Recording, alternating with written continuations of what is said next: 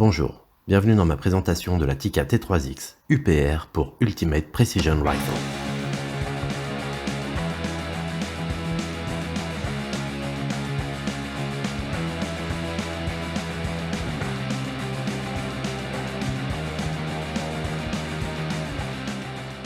Mettons-nous en sécurité, pas de munitions dans la chambre, pas de munitions dans le chargeur, pas de munitions dans l'atelier. Et commençons à détailler la crosse. Le buscle est réglable. Pour cela, on dévisse la vis papillon, on ajuste la hauteur et on la revisse. La longueur de crosse se règle par l'ajout d'intercalaires entre la plaque de couche et la crosse. La plaque de couche est particulièrement efficace pour absorber le recul de l'arme et les chocs. La forme de la crosse est très ergonomique. La main faible trouvera rapidement sa place sous la crosse, ce qui permettra un très bon maintien de l'arme. L'action est toujours aussi fluide et se manipule avec un doigt. Encore une fois, l'arrêtoir de chargeur est en position centrale et par conséquent est ambidextre.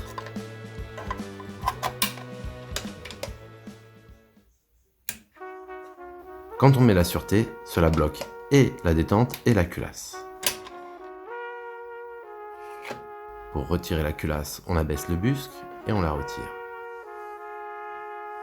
C'est une culasse à un éjecteur avec un verrou à 2 tenons.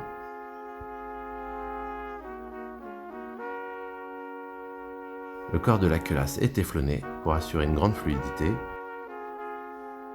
La noix de culasse est en acier avec un indicateur de chargement et le levier, encore une fois, est surdimensionné, comme toutes les productions T3X. La Tikka est livrée avec un rail Picatinny penté à 20 MOA. L'UPR est livré avec un canon semi-lourd de 62 cm fileté en 5/8 par 24. La crosse de cette Tikka allie légèreté et rigidité grâce à un mélange de fibres de carbone et de fibres de verre. Elle dispose de 2 attaches QD côté gauche, d'une grenadière à l'arrière et de 2 grenadières à l'avant pour à la fois mettre un bipied et une bretelle. Voici les calibres et les tailles de canon disponibles actuellement pour ce modèle. Celui-ci se place comme un compétiteur intéressant au niveau rapport qualité-prix. Le modèle de ma présentation est celui de 62 cm en 6,5 Creedmoor. Et maintenant, allons tester cette carabine au stand. Pour cette séance, j'ai décidé d'utiliser le chargeur. J'ai sélectionné des munitions SACO FMJ BT en 144 grains. L'arme est équipée d'un bipied de type Harris, d'un réducteur de son AZ Ultra SL7, d'une lunette Steiner M5 XI et d'un montage SACO Magnésium. Bien que le busque soit un peu cheap de prime abord, il tient très bien son rôle. Celui-ci en effet est renforcé par une injection de fibres de verre. Je note dès le début que le bipied Harris, bien qu'il soit serré à fond, offre trop peu de maintien au niveau latéral de l'arme. En effet, quand je verrouille, l'arme a tendance à basculer sur la droite. Je pense que ce problème n'est pas généralisé, ça doit être le bipied que j'utilise. Pour cette séance de test, j'ai décidé de vraiment faire du TLD. Ma cible est donc à 720 mètres de moi. Je tire sur des gongs de 40 par 40. Je vise le gong central des 3 gongs orange, légèrement sur la gauche. La culasse est toujours aussi fluide.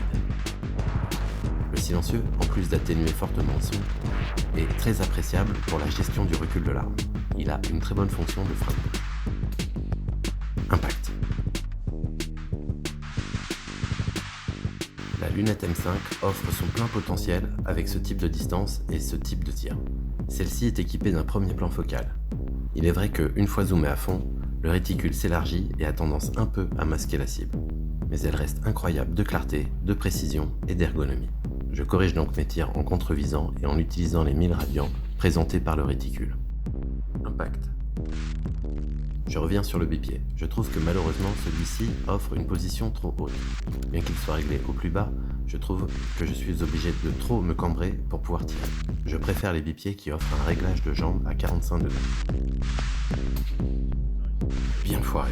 La texture de la crosse offre une adhérence très appréciable pour pouvoir la maintenir en place. Celle-ci doit être encore plus remarquable sous la pluie ou quand on utilise cette carabine avec des gants. Impact.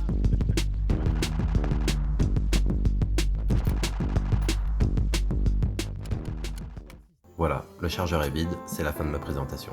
J'espère que celle-ci vous a plu. N'hésitez pas à me laisser des commentaires, j'y répondrai à chaque fois. portez-vous bien et surtout continuez à vous protéger.